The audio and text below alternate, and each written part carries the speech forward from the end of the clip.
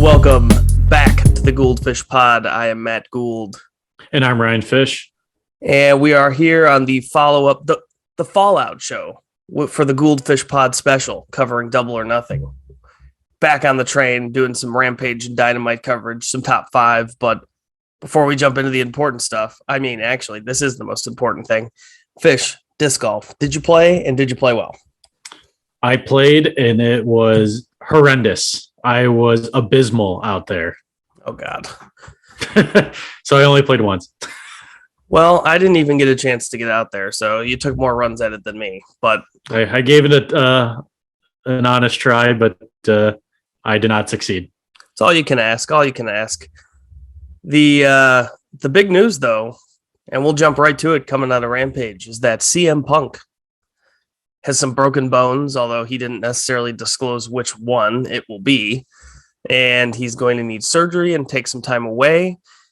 And we'll get to it when we actually get to the end of the Rampage show. But in true AEW fashion, they sped through an announcement over what they're going to do with the fucking world title, which is just so AEW to rush through that at the apex of another match.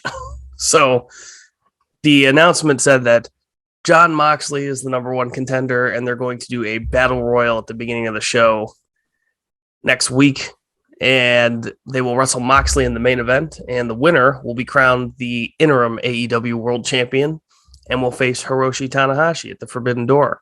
And the one thing that I hate about this, hate is a strong word, because at the end of the day, I would rather see Moxley be the champion right now. But Wardlow was literally announced as the number one contender on Wednesday. Yeah, I thought he was. So, and I guess Moxley did win in the main event, but Wardlow also won. So where did the jump come from exactly? Well, I guess still strength of schedule. I guess, but if they're that neck and neck, I don't know.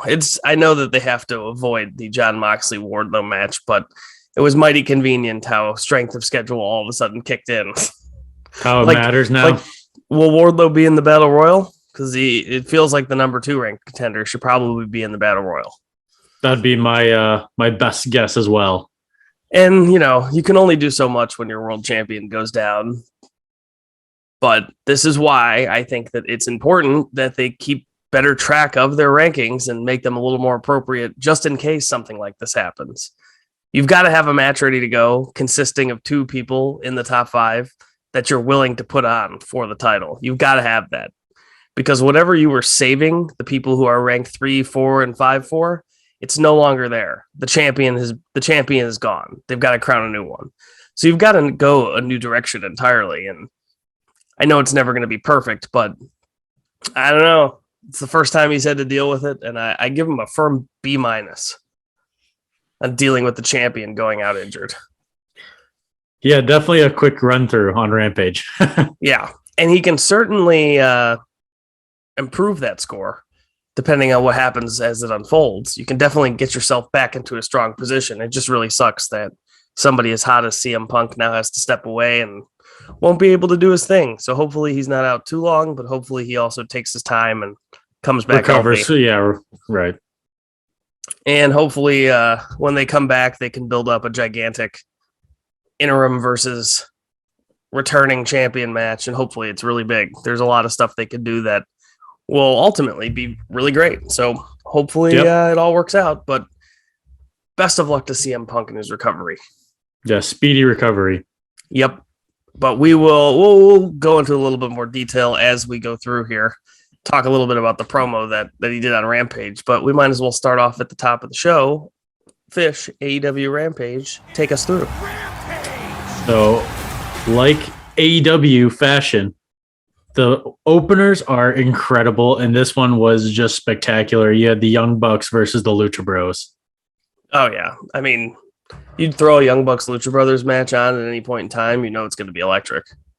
Yeah. It was probably 5 stars to me. I thought this was just literally wild. Yeah, it was my initial reaction was 4.5, maybe 4 3/4, but I'll definitely be watching it again to reassess here, as it was pretty bonkers crazy. And it's so wild. The Young Bucks, I don't know if they're going for the titles or what, but it's so easy to heat up the Young Bucks because you just throw them in there. You just throw them in there with a couple of really great tag teams, let them go to work, and then all of a sudden they're back in the title picture.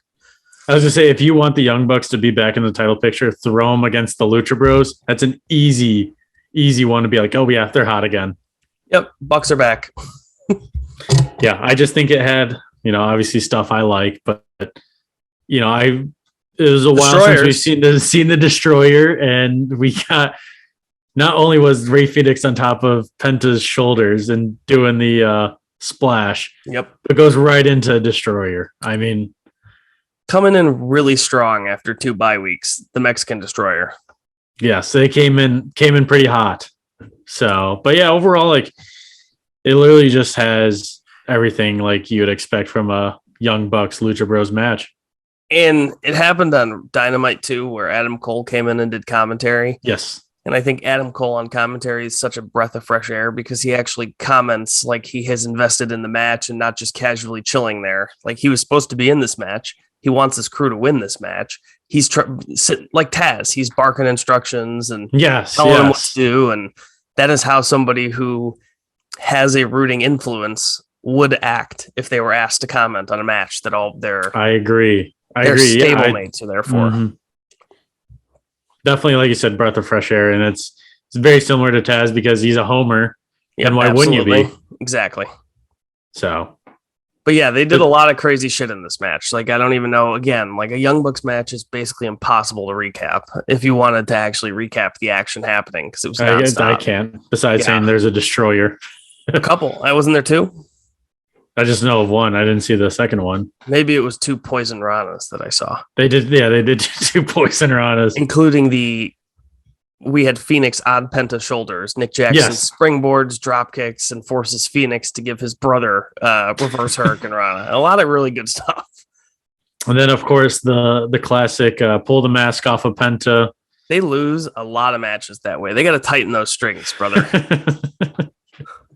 Good thing Abrahantes was there with the towel to save Penta's face. Yes, good thing. Got to protect the identity. Yep, but obviously the Young Bucks pick up a huge win, and they move on, I guess. I don't know. The Bucks are hot. The Bucks are hot. Then we actually go back to the ring where we had Hobbs and Starks versus, didn't even get their names, but the favorite part was Jericho saying the promo lasted longer than the match.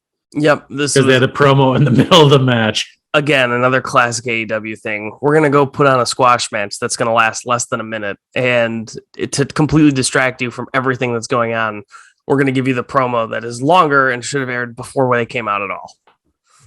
Like, Does it all matter? I guess not. But it's like, I don't know how you approve this and you're like, oh yeah, this will be fine. Nobody will miss a thing. It was picture in picture, basically. Yeah, it was basically like picture in picture. And then right as they were done with the promo, the match ended. Yep.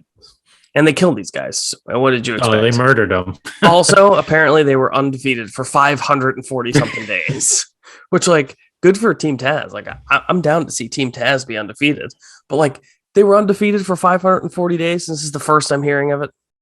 If anything, yeah, I think they like teamed and then they did like wrestle for like the longest time of like being a tag team. So I guess they just racked up the days that way. So it was as a team.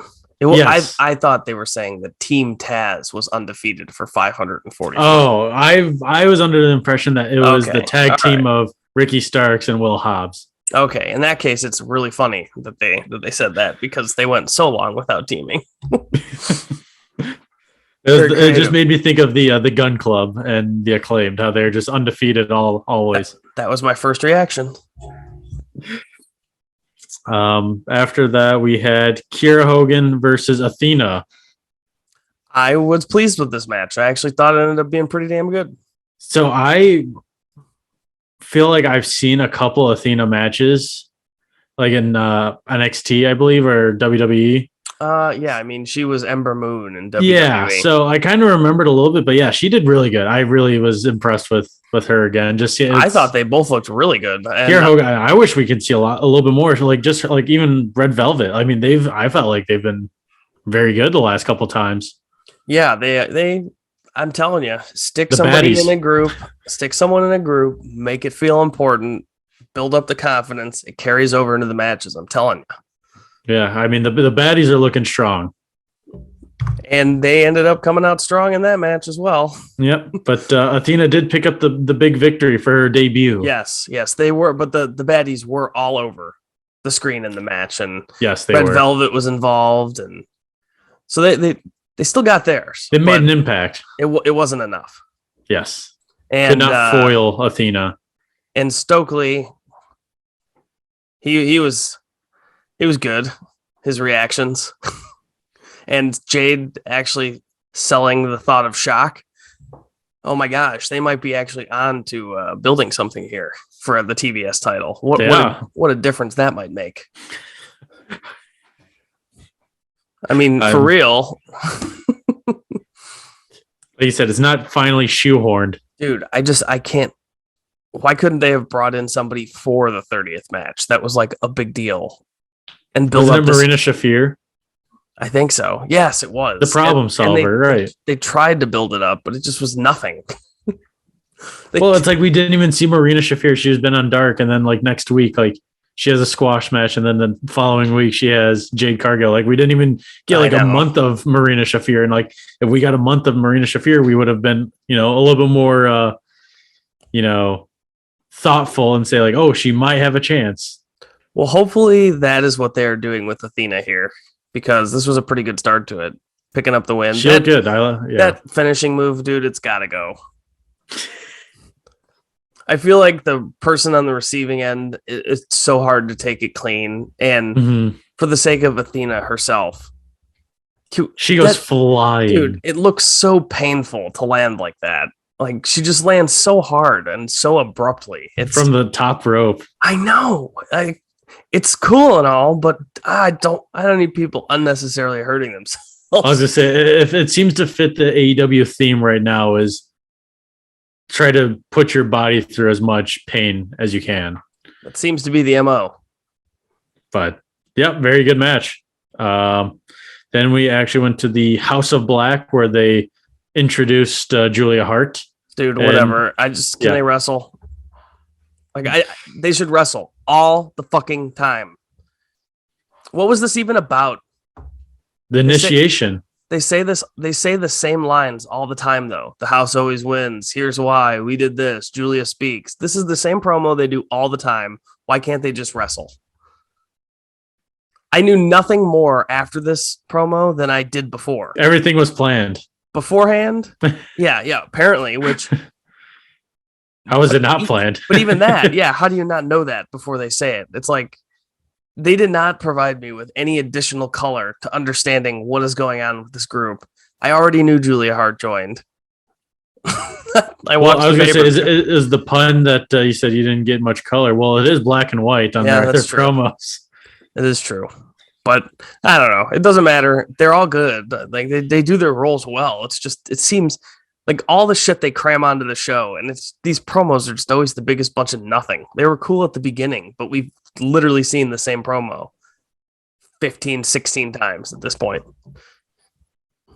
Yeah, I mean, I was what disagree. It was. Give him a new opponent and let's see him wrestle. Then we go down back to the in-ring promo of CM Punk, which he was very emotional, and we talked a little bit about this at the beginning of the show, but it was a good promo. Even delivering terrible news, the guy's a showman through and through, leaving everybody on pins and needles. I was sitting there on the couch, like, what exactly is happening? Like, I was on the edge of my seat waiting for him to announce what I ended up already having known to have happened. So, yeah, he's still a showman. Yeah. So, but then obviously they had the minor confusion that he wasn't going to relinquish the belt. Yeah, really confusing. Me and my dad sat there afterwards. My dad was like, so he's not relinquishing the title. And I was like, that's what I got the impression that he was. He said he wanted to relinquish the title. And then Tony said no. Yes. So they can't even just make the announcement. Like, why was the instruction? Look, Punk, this is your last line. I am not relinquishing the title, but there will be a champion crowned in my absence. Like, give him the finishing line so that the commentators don't have to fumble over everything and run right into a commercial break and then not get to explain it until halfway through the main event. But yeah, I had one good line from the CM Punk one was the get back is stronger than the setback. I thought that was pretty good. I figured you would really like that one. Yeah, I had a was strong really good. feeling that you would like that saying. I made note of that after hearing that. So throw that on a t-shirt. Yeah, that will be on the Gould-Fish Pod. We should make a Gould-Fish Pod. The get back is better than the setback. Yeah. So we'll have that in the works. We'll workshop it. It was a really good promo. I hate that he got injured. What my hope is that he didn't get injured doing the stupid stage dive on Wednesday. I think it might have been during the trios match. Well, I mean, that's what I would think. I'll have to go back and watch. I don't remember what spot. Because I think it was when he jumped down. I think he just landed funky on his foot. Because I assume it means he broke his foot or ankle. I think so. Like, that's what I'm assuming. Because we don't know. Well, yeah, technically he never said. He said he's got a few things broken and then he's got to get a surgery. And so a few things broken means, you have more bones in your feet. I just assume that you might have some broken. Yeah. So bones. That's right. So that would be my guess where he landed and it just fractured a couple bones. I mean, I'm really hoping that he actually injured at wrestling because before the match when he did the stage dive, yeah, that was stupid. One foot made it over, the other did not, and the one that did not make it over smashed into the guardrail. Like, it did not look comfortable. So I hope to God he actually hurt it wrestling in a match. At least tell me it is. Yeah, I mean, if it ever comes out that was why. Well, hopefully either way, the stage dive is retired. Yeah, or at least make it. I don't know how you trust those fans. Make it. That's all I can tell you. Don't come up short. Yeah, do not come up short. But hopefully he gets well soon. And then we went down to the main event where we had Scorpio Sky versus Dante Martin. Dante Martin needs to work on his talking. Yeah, well, he did have a great T-shirt. Minnesota Nice, colder than ice. I did think that was pretty good. But yes, definitely needs to work on his talking. I thought it was ridiculous during the promo where Ethan Page said, "Did you not watch Double or Nothing?" I was just like, I mean, yeah, you wrestled Sammy Guevara, Ty Conti, and Frankie Kazarian. I bet a lot of people didn't watch that match. I mean, you got to go to the bathroom at some point. That was the match. That was the match. So I can understand why Dante Martin didn't watch that match then, if he didn't watch Double or Nothing. So Scorpio's promo is pretty good. Yep. He's been really good. And I absolutely loved when he said, "Mark Henry, say your line." That's my favorite part of Friday nights is Mark Henry saying it's time for the main event. Yeah, I got a good chuckle out of that. But yeah, I mean, overall, solid match. Definitely got rushed. Yeah, I was going to say, solid match of the parts we got to see. The entrances concluded with 9 minutes to go in the show, which means the 3.5 commercial break essentially means that we saw picture-in-picture, but still 6.5 of the minutes of the match in the main event of the show was aired uninterrupted by commercials. And honestly, the 6.5 might even be generous because usually the commercial breaks are 4 minutes long. Which again, the CM Punk match is important, or the CM Punk announcement is important. You can't take the Bucks Lucha Brothers match off the show. But and I hope you don't get on me for this, but there was no reason that Starks and Hobbs needed to take up that TV time. Like, even having that makes your main event match, at least now it's 11 minutes instead of 9. You got to get more of that on TV. And there wasn't even a storyline angle in the Starks. No. They just came out, beat someone, then left, and that was it. Well, and it's, I understand because it's kind of dumb, but I think Team Taz is Rampage, basically. They are, but I also didn't think the House of Black shouldn't have been doing their dumb promo anyway. No, yeah. Well, the reality is if you're going to remove one, both need to come off the show because the House of Black thing was like 30 to 45 seconds. No, I know, right. I mean, they both needed to go, but. And that tag match, all in all, was probably like 2.5, 3 minutes. So that's, if you take both of those off, that's 3.5, 4 minutes you can give to your main event, maybe a little bit less. But I just think that's so irresponsible. TNT title, Scorpio Sky has been in just the most befuddling feud you'll ever see. And how do It's we shafted on time now? Yes, and now coming out of the pay-per-view, trying to get things back on track for this title, and he's shafted, wrestles most of his match in the main event on commercial. They got to fix the timing issues. We just gave him praises on timing, and they just stabbed us in the back. I mean, we gave him praises, but you had 5 hours. I know. How can you not properly allocate 5 hours? It's the 2 hours and the 1 hours where they insist on putting 5 hours worth of stuff in that span. They've got 5 hours worth of television to do every week and only 3 hours of TV time to put it in. That's what these shows have felt like over the last couple of weeks. Got to get it in order. Got to pick it up, Tony. And you know what I think is funny is there's been plenty of times where we've complained that that there are things that they only air on Twitter or on YouTube that they should put on the show. Of all the times to not be okay with just cutting a segment and putting it on social media. Like they could have just put the House of Black segment on Twitter as a fun lead up. We're talking too much about this. There's no excuse. They got to get the timing issues under control. But yeah, Scorpio Sky picked up the win against Dante Martin. Yep. I didn't think that was in doubt. So yeah, no, Dante had no chance. He died flying. He did, which he said he would. So at least he's true to his word. But that was the Rampage show, right? Yep, that was it. Well, overall, it was fun. I enjoyed a lot of it. So just wish that they would figure out how to time these things a little better.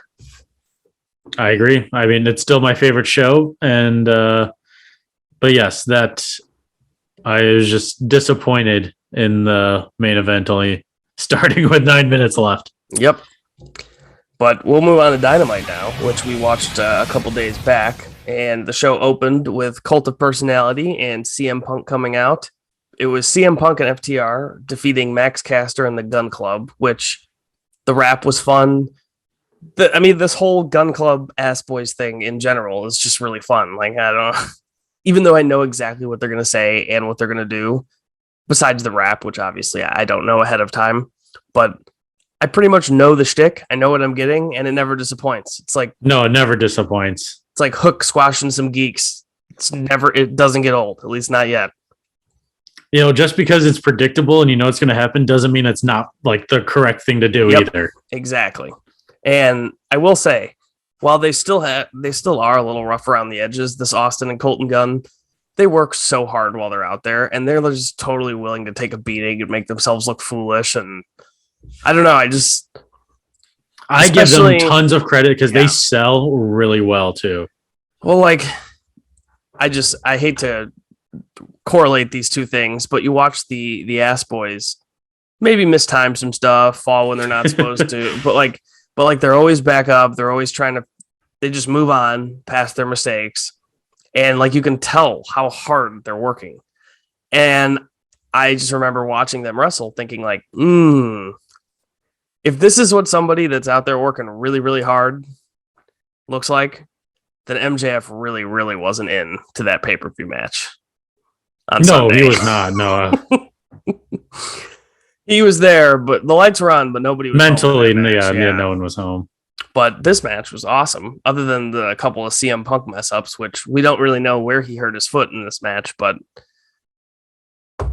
he did, and there was some sloppiness, and I don't know, it's not like he's a super athlete; he's just a good wrestler. So hopefully he doesn't. You can't blame the Acclaimed or the Gun Club, because I literally think it's CM Punk's fault. I mean, yeah, he's in the last two matches he wrestled, he's tried a lot of moves that are just completely unnecessary, especially if he's the buckshot lariat, because you can't ever do that right. And then the springboard in the 6-man match. Just, he's so good, he doesn't need to be doing stuff that makes him look not good. Yeah, I agree. But the match was fun. Another hard one to recap. Eventually, CM Punk hits the GTS into the big rig. Big rig, yeah. And another great trio in CM Punk and FTR pick up a victory. After the... Oh, yeah, that's right. Okay. Now I found my spot. I can't believe I didn't remember this, but...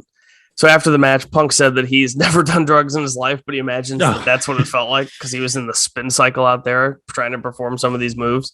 And Dax ended up going on and on about his family, which was in attendance, Fish, and that wrestling. You're gonna make me sound like a horrible guy, but I don't give a shit. I know you don't. So Dax was all over the place. Professional wrestling means the world to him. His family are the only thing that matter more than wrestling to him. But then he says that the ROH tag titles are everything. So I'm confused. I'm not gonna lie. You got a little bit of a defense. I got justification on that one. I mean, you fired Tully saying you're not going after championships just to go after championships, and then talk about your family the entire time. I don't care. I just like provoking you. I still want them to win. You get me hot. You get me hot. But Punk turns his attention to the Forbidden Door, and out comes Tanahashi, which obviously Hiroshi Tanahashi from New Japan. Obviously, Punk and Tanahashi will not be having their match. Moxley versus the winner of a Battle Royal will. But, cool spot, though, seeing Tanahashi come out. Oh, yeah, it was very cool. Absolutely. MJF came out, and he spoke. And boy, did he. Yep. I don't even know. Like, some of it I thought was really good at the beginning, but as it went on, I don't know. We're just giving this dude a platform now and turning the whole thing into, like, everyone always talks about, is it a work or is it real? They just put it on their TV show, gave him the right to basically run down his boss. Mm-hmm. Essentially didn't sell a single thing that happened from the pay-per-view just 3 days earlier. And they had a perfectly timed swear word. He dropped an F-bomb. And people just happened to be clued in enough to bleep out the whole thing. So whether the behind-the-scenes issues are real or not, the fact that they're putting it on their TV makes it at least part work. They're using it as a storyline. And I hate it. So by the end of the promo, I was kind of away from the whole, oh, wow, this is a great promo thing. And then, I don't know, just went a little far for me. I don't need this bullshit off-air shit going on in the middle of the show. A show that Wardlow is supposed to get a big pop on, which he did, and people liked Wardlow on the show. But it's supposed to be Wardlow's big night. It got ruined. The fallout to Wardlow's big night, afterthought. Yeah, so my point of view was just MJF just sucks as a person. That's true. I mean, that's true, but like what you literally just said was like, I was excited for Wardlow and, the fallout and just seeing Wardlow get, the roses, so to speak, where, gets everything that he get, his first match of him being all elite. Like, obviously there's going to be a squash, but like, he gets the praises and everything. And like I said, it was literally overshadowed by MJF, and I'm just tired of it. There was just nothing they could have done to make Wardlow's presentation any better or any bigger than MJF's. I mean, think about this. MJF no-showed a fan fest. And a week later got people cheering for him by turning on his own company in a promo. I mean, as a TV segment, I can't say that it wasn't compelling, but knowing how wrestling works and some of this, and I'm not an expert by any means, but kind of understanding the behind the scenes shit that goes on, this is not good for your company. And yes, they're still going to boo Max. He's not a permanent babyface, but he was dropping like stuff that he probably believes, and they were cheering for it. So not the direction that you really want that to go, I don't think. No, I just, like you said, halfway through, like I tuned out. Like I just didn't want to listen to it. So I pulled up because I like to read the Observer live results things. Sometimes I don't always do it, but whenever there's like a really compelling segment, I love to see how it's written out in the live recap as the show's going on. And most of it is just like reporting what happened. And there's a little bit here and there thrown in that's kind of opinionated, but mostly it's just, this is what happened. But it's impossible to write an article like that without at least a little bit of opinion seeping in. Right, correct. So you can always kind of tell whether they do or don't like something based on how it's written. But this section about the MJF promo is all italicized, and it says the reviewer's thoughts. So this is an excerpt that was added, and I think it's worth reading. This is the reviewer's thoughts. There's a lot to talk about here. Obviously, the MJF TK issues have been turned into a work. MJF was sensational in this segment, getting the crowd behind him after no showing a fan signing last week. But the part about being the only safe wrestler and talking about how he's good in the ring was awful WCW level, it's a work stuff that completely undermines the structure of a wrestling show. If they keep this up and drop that, this could be an all-time angle. And I think that perfectly summarizes how I also feel about everything that's gone down. It can be really, really great, but this like meta, we're going to do a storyline that completely breaks down all of the walls of wrestling and turns it not into, it just, I don't like it becomes a very immersion breaking thing, I think is the point of what I just read. And you know me, the only thing I ever hate about wrestling is stuff that breaks my immersion. I'm all about disbelieving and suspending the belief. But you got to make it make sense to me. Shit like the lights going off doesn't make sense. Shit like MJF saying that he's the only safe wrestler doesn't make sense. It doesn't. It doesn't make sense. So he can spout on about that if he wants, but how he doesn't understand that is like geek level shit to be saying on television. He's a mark for that. Exactly. He's as much of a mark. For calling everyone else a mark. Yes. I mean, he's the biggest mark too. Yes, for calling everybody a mark and then going on a wrestling TV show and completely breaking down the fourth wall, essentially.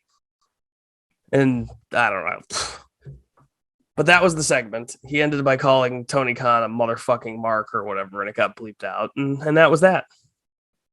And then I saw a couple of things on Twitter, like CM Punk like coming out. Oh, yeah, MJF, he chased him away. Which, again, probably a worked thing, but like, why not just put it on the TV show? I hate when they go out of their way to make everything feel so real when, like, dude, you greenlit it to be on your show. Like, and there wasn't security guards stopping anyone. Like, it's just too much. You handed him a live mic on your show. Like, what? I don't know what you.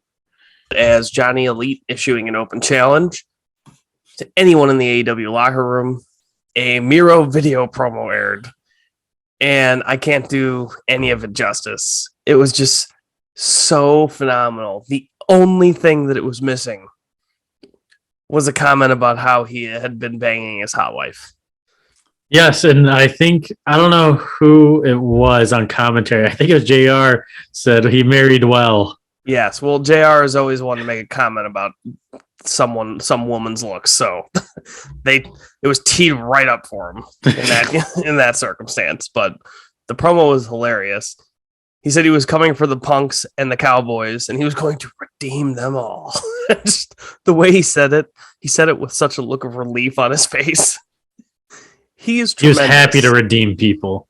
And I mean, I hope that the show that he was doing acting for, I hope that it ends up doing well and that he is good in it, because I mean, this is like top-notch work. This is not who Miro is. He doesn't walk around thinking he's been chosen by God to redeem people. But God damn it, does he make me think that that's what he was put on this earth to do? He was put on earth to wrestle and redeem people. And redeem Johnny Elite he did. Johnny Elite got some stuff in this, but it felt like a lot of Miro. Miro just absolutely punished him. Yes. I don't know. Maybe he got some more in the picture-in-picture. I mean, was there a picture-in-picture? Was it that long? I can't remember. I think it went picture-in-picture.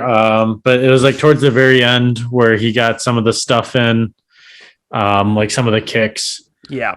But then Miro reversed. He avoided a dive and then hit the kick and then put him in the game over and won. Miro's back. I loved it.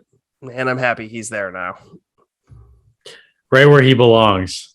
I wish he was going to be the world champion. Next thing up was the Jericho Appreciation Society promo and recap of the Anarchy in the Arena.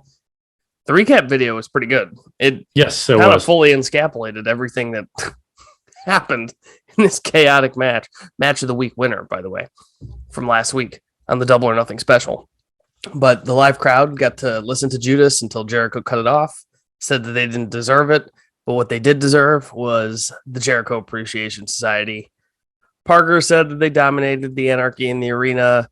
Although Jericho did say that they did not win without paying a price, which is obvious. And then he literally goes, and in the line of the promo, he goes, and that Eddie Kingston came down here trying to light me on fire.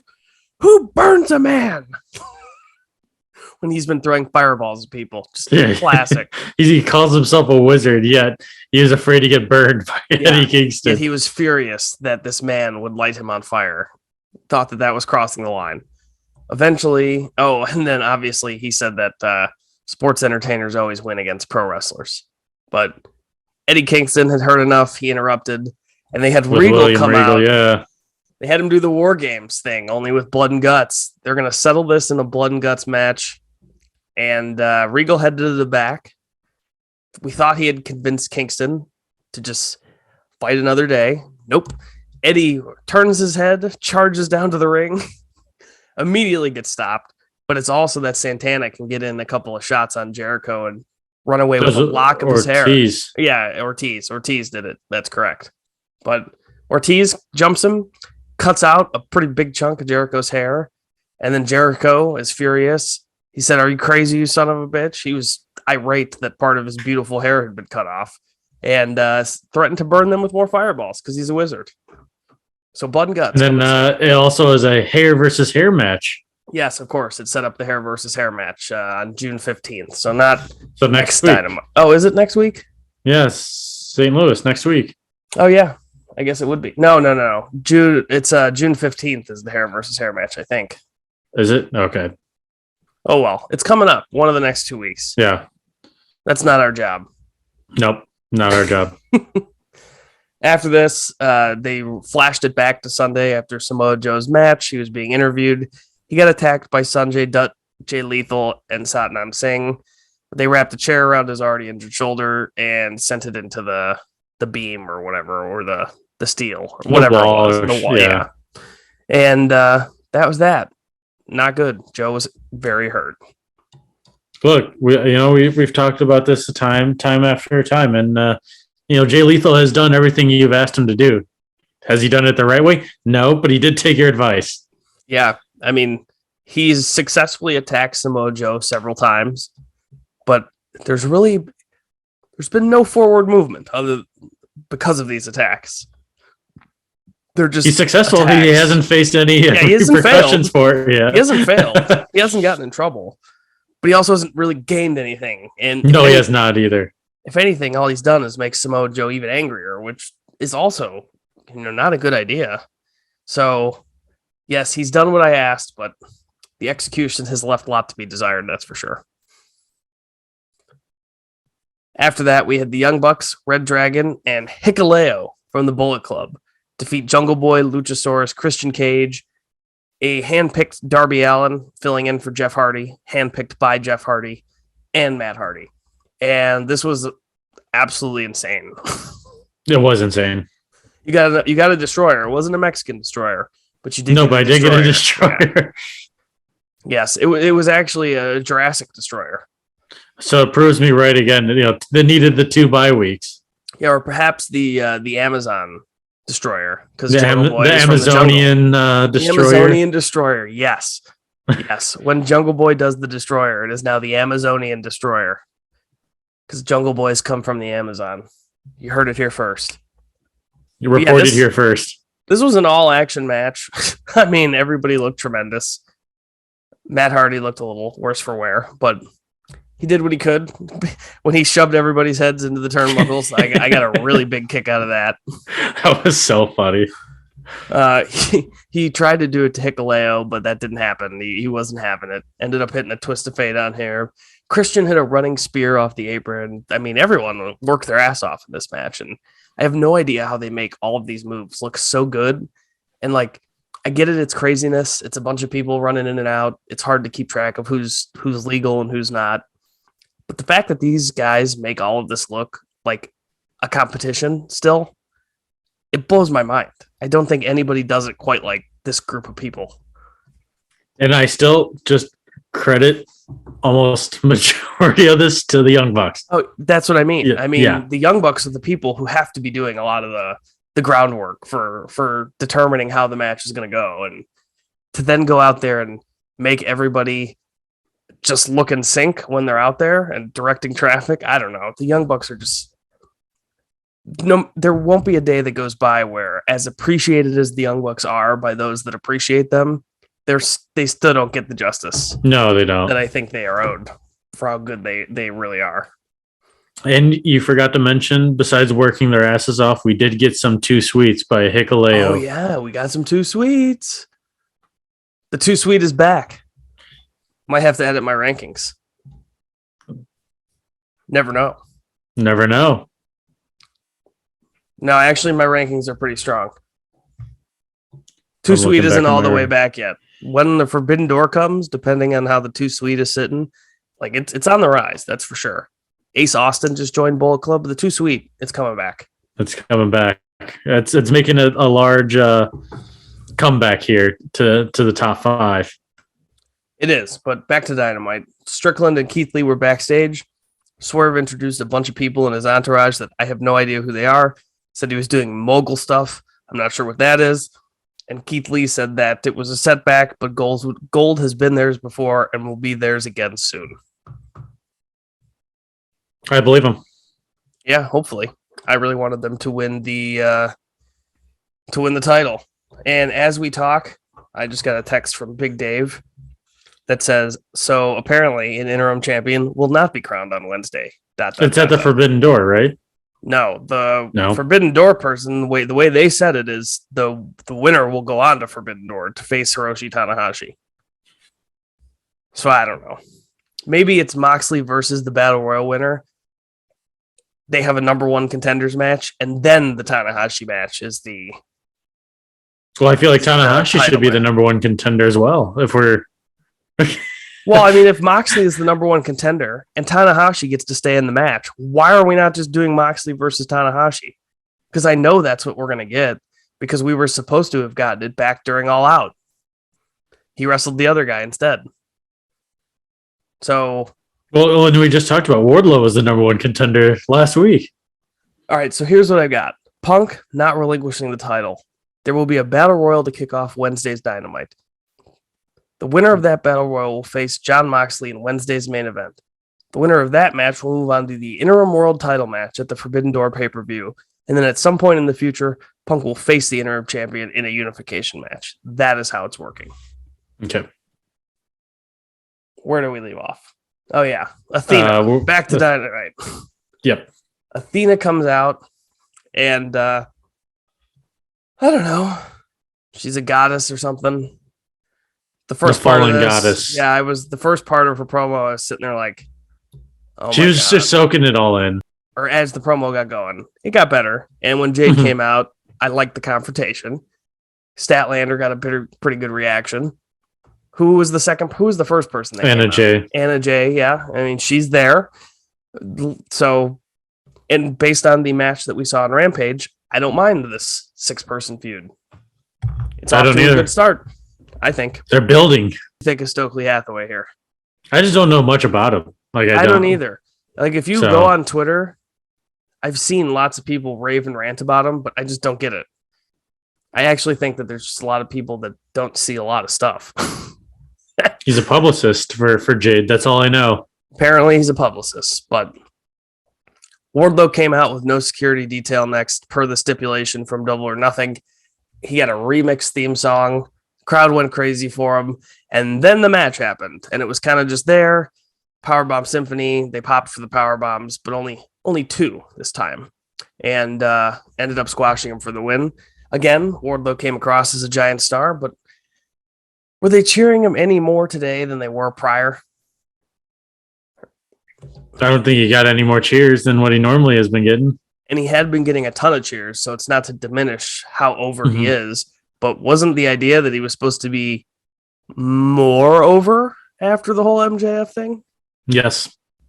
He's free, and it felt like a lot of the same. And I don't know, I just hate that he didn't get the monster reaction that he should have. I resent MJF for it. So yeah, and if I were Wardlow might be a better man than me, but if I were Wardlow, I would resent the shit out of him as well. I'm surprised Wardlow just didn't kick his ass after Double or Nothing. Dude, I don't. Like I said, he must be a better man than I. He has to be it seems like in the backstage, like I see some stuff on like Twitter, like he lifts with like Powerhouse Hobbs and stuff. This man has to be just like a super nice guy that just wants to just do his thing. And I mean, I met him on some of those indie shows. I mean, people forget that Wardlow was on the indies for only a handful of years before he was basically plucked out of there from AEW and turned into this. And he's definitely put in the work to do it. You just wish that he had gotten that moment in its entirety. After the match, Shivani was going to interview him, but Smart Mark Sterling came out. And this is the shit I don't get. Is the MJF Wardlow storyline over or is it not? Because now Mark Sterling is suing him on behalf of these security workers from the pool that they pull all the security guys for. They're suing him for the treatment. And of course, they did not give Wardlow. I think this was Wardlow ad-libbing because he went over and grabbed Mike. I don't know if he was supposed to. But Mark Sterling goes. This guy doesn't watch the product. This guy doesn't watch the product. And it did not get the attention that it deserved because that was a brilliant line. That was so funny. But of course, you saw this happening from a mile away. Wardlow grabs the letter, reads it, powerbombs the security guy, tears up Rips the letter. It up. Yep. I thought it was that part was pretty great. I mean, the ending was great, but the match. I could watch Wardlow just demolish security detail over and over again and not get old. Oh yeah, absolutely. It is entertaining. Don't get me wrong. Just we got to see what comes next, and hopefully, hopefully Wardlow has not been held back by the distraction from his big day. Yep. Dan Lambert and American Top Team cut a promo on Dante Martin, said there was potential, but it won't be enough to win the title, and it wasn't.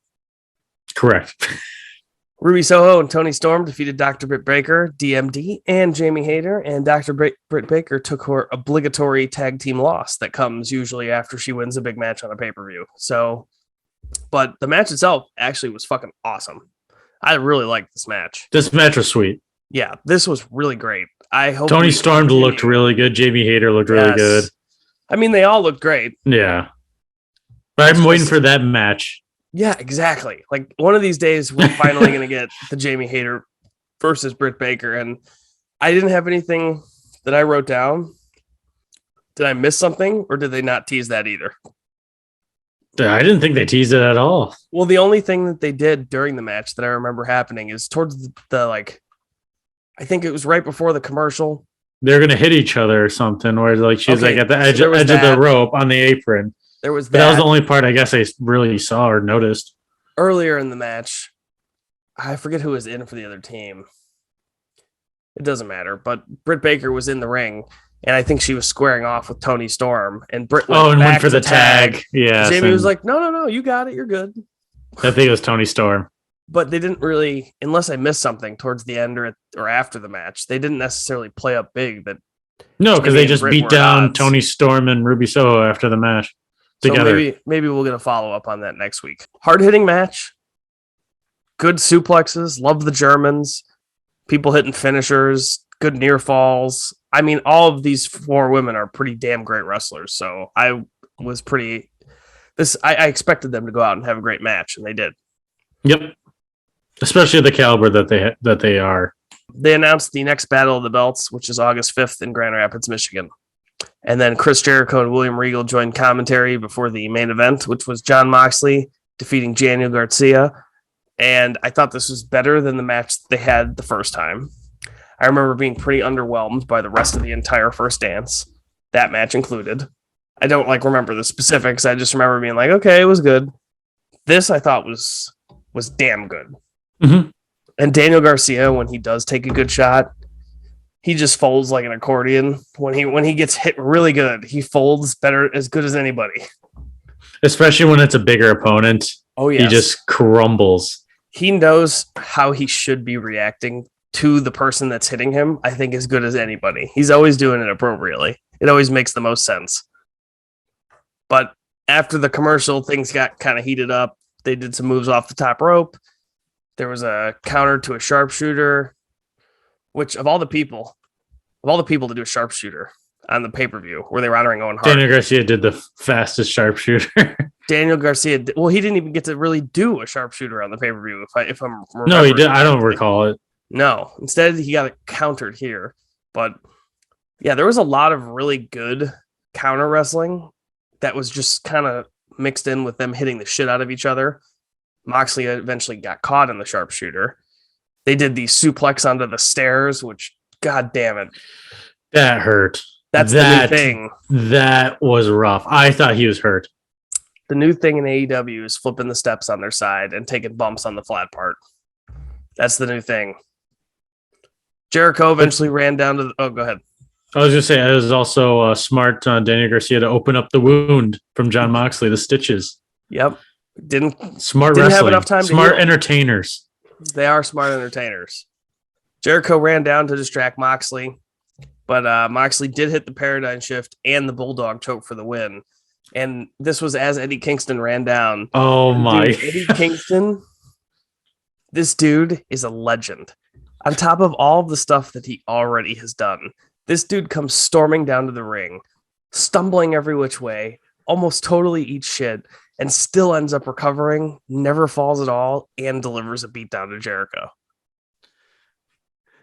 He was so far away, stumbling. It was the funniest thing. He stumbled down the second half of the ramp. He stumbled halfway to the ring while in a full sprint. Didn't lose his balance, and then kicked Jericho's ass. Yeah, just beating him down. Dude, give this guy a title. He deserves it. But it was a pretty fun match, and then after the match, Moxley said he wanted the blood and guts, and it's going to happen at AEW Road Rager in 2 weeks. Oh, no, excuse me. 4 weeks is that. Jericho and Ortiz is the 2 weeks, at the AEW Road Rager. So it is the 15th. But that was the show. Pretty good stuff. I mean, it had its lulls, but overall, I mean, I thought it was a pretty good... And it went over on time, if we want to be honest. Yeah, it did go... I kind of forgot about that, but it did. But for a pay-per-view Fallout show, I did not hate it at all. I thought it was really good.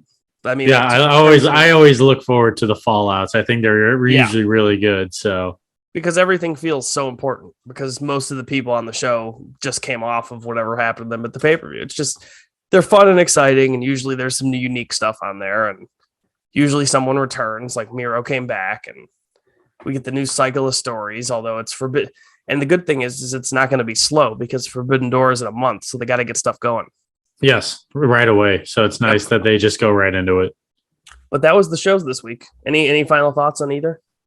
No, still kind of just a huge concern. Timing. Oh, yeah. I mean, they got to get that shit in order. And we can harp on it all day, but we're not going to. What it is. They got to get it in order. So, but boy, do we have something to get in order. It's week 3 of the Gould-Fish Pod Top 5. The top 5, probably the best moments of the podcast right now. It is the most electric. It is the craziest. Buckle up. Because there's some movement. Yeah, lots of movement. All right, so you're going to hate some of mine, and I did one just to piss you off. So dude, it's late and I can't get that excited. You can't piss me off too much. Oh, you're gonna strongly dislike this one, but oh god. But I will start it off. Number 5. Still Team Taz. Team Taz is just still finding its way to stay in the top 5. They did not drop. Because they did not drop out of the AEW top 5. They remain in your top 5. They're also undefeated as Ricky for Starks. 500 plus days, yeah. I mean, I don't know any other tag teams that are undefeated for that long. Neither do I. Even the Gun Club's reign of undefeatedness didn't last that long. At least not their last one. Their 5th undefeated streak. Yeah, whatever, you know. Coming in on my number 5, this is a repeat from last week, but definitely taking a hit here. Going from number 2 down to number 5 is getting everyone on the card. Now, we debated whether they were going to be able to get that pay-per-view timed out right. And when you got 5 hours, apparently it's a lot easier. However, they thought that they got a little greedy. They had timing issues before the pay-per-view. They loaded up the pay-per-view, getting everyone on the card to the moon. But now they've come out of the pay-per-view, and they're still having timing issues. And now it's because they're getting everyone on the card, which means it's taken a big downward slope. Still in the top 5, but very, very close to getting bumped. That's a huge drop in the rankings right there. It is. So going to my number 4. After 2 weeks, I wouldn't even consider it 2 weeks. After last week, Huge swing. I am going with egos at number 4. We are stroking egos at number 4. Oh boy. MJF's, Adam Cole's, And Britt Baker's. Yes. Are there any more? Those are the 3 that I really counted. All right, still worthy of a 4 spot. If there had been 4 people whose egos were stroked, maybe it bumps up to 3, but building blocks, one step at a time. I mean, I just thought the performance that they had at the pay-per-view and the fallout, I mean, egos were just incredibly on the huge push. Oh, yeah. My number 4, Will Ospreay. Will Ospreay had to miss a couple of shows last week, earlier this week, because he's recovering from a kidney infection, which he is doing very well now. Good. However, Will Ospreay went head to toe during his off time with the kidney infection, 1-on-1 singles contest, and it looks like he's going to come out on top. Wow. So, beating something you can't even see, that's going to move you up into the rankings. But what moves him up even in the rankings even more? Juice Robinson, U.S. champion, going to wrestle Will Ospreay for the U.S. title, got appendicitis. Oh, wow. Juice Robinson had been making fun of Will Ospreay for getting a kidney infection. And Will Ospreay has recently suggested that karma is, in fact, a bitch. Wow. Will Ospreay coming in at number 4. Huge momentum boost right there for Will Ospreay. Yep. Going to my number 3. It is back in the rankings after its big display on the pay-per-view, and we are going to go with Darby Allin's bones again. I never tire of hearing that. Yeah. His jaw should have been shattered. Yep. Probably should have had a broken neck. Should have been broken. Should have had a broken neck. He also broke his chain on his mouth. I mean, persevered. His bones persevered. Yes. But yeah, he fell on his head a few times, and a deserving number 3. Coming in at number 3 for me is me. I've moved up in the ranking. Wow, there you go. Now here's people moved down, and you had to move up. There was space, and I filled it. But here's how: this week, I will have released 2 episodes of the podcast. That is a huge. Both official broadcasts. Neither of them are dark. So they're not on Elevation, not on Dark. They are TV worthy pods. Yep. So I moved up 2 spots in the rankings from number 5 to number 3. And let me tell you this, for you audio listeners who can't see me right now, I'm doing the Jordan shrug. Yeah. After hitting 2 podcasts in 1 week. That is big moves right there. That's all I got in me. So coming at my number 2, you are going to absolutely despise me for this. You ready for it? I am. Coming in at number 2, the Black Mist.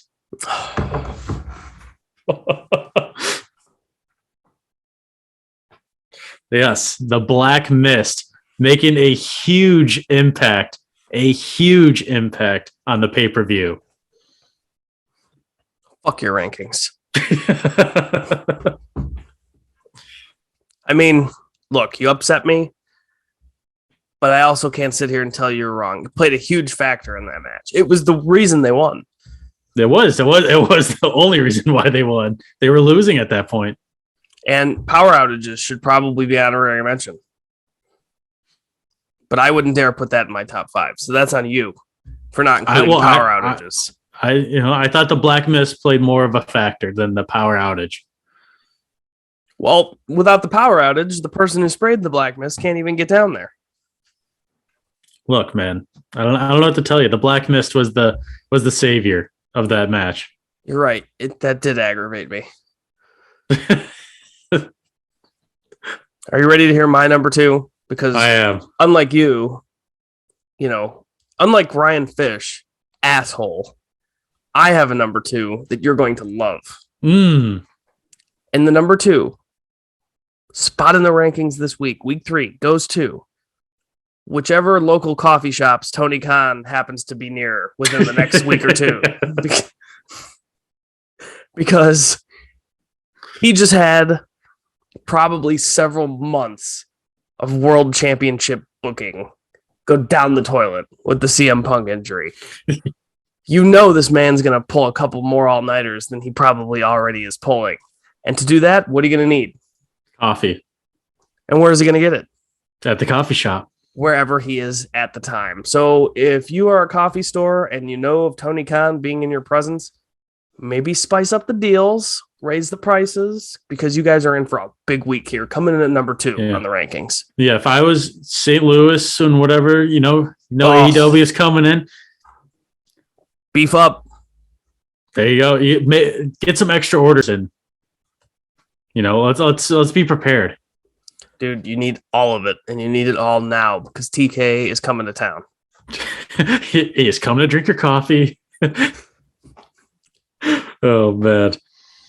So we are going to my number 1, and what a week my number 1 had, retaining its number 1 status, the Mexican Destroyer. God, this thing is just unstoppable. It was number 1 through 2 bye weeks and came back strong, saw at least 2 of them. We saw 3. 3.